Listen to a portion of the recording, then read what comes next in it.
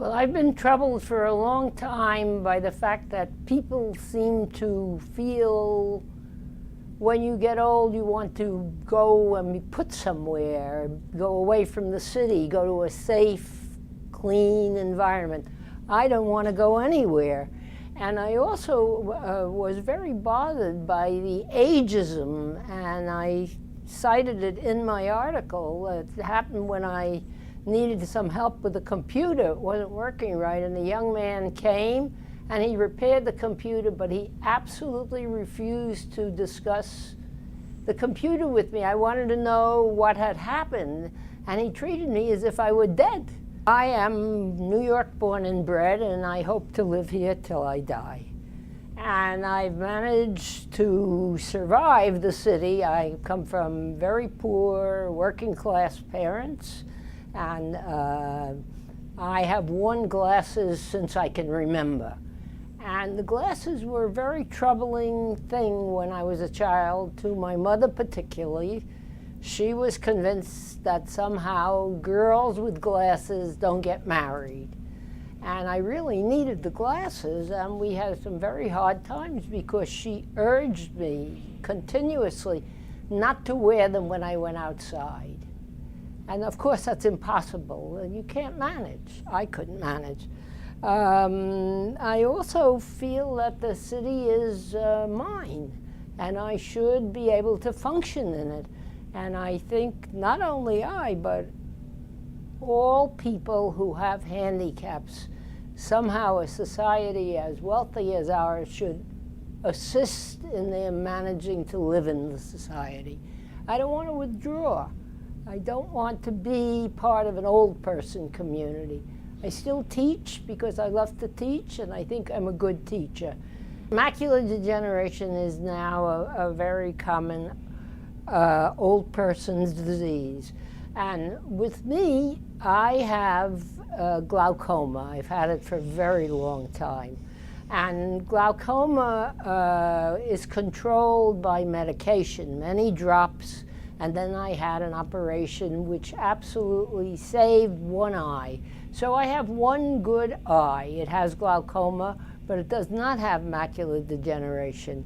I began to have great difficulty reading. It seemed to me that the print was getting fainter and fainter, and the publishers were publishing unreadable books. It never occurred to me, and indeed this is a quality of mine, not to think it's something happening to me, but it's the outside world that in some way is decaying or withering.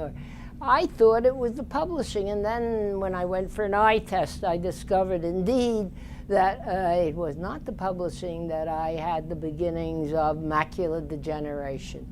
And while glaucoma is treatable, macular degeneration then was not. Now there are all sorts of wonderful new things that can help people who have macular degeneration.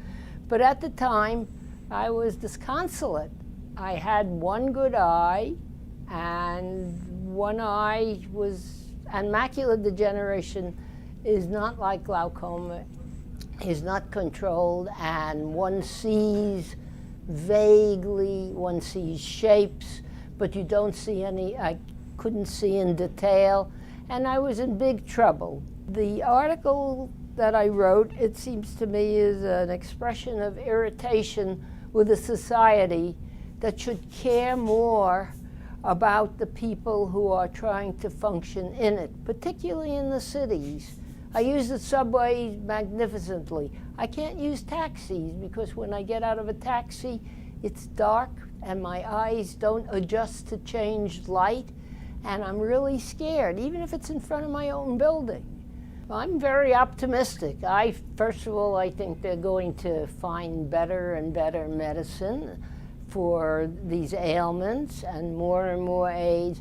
But I feel that the city, I know that demographically, the largest group of people moving into the cities are single-aged women.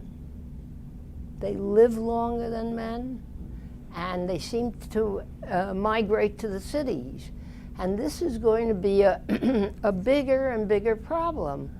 And if people come to the city to live, the city has to be more hospitable. It has to help take care of them.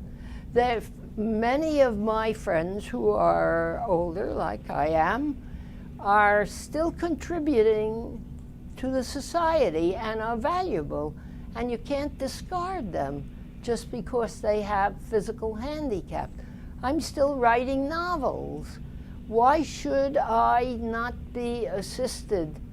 And I, in turn, would like to help other people. And one of the reasons for my complaints in the articles I write is that I think maybe something will happen.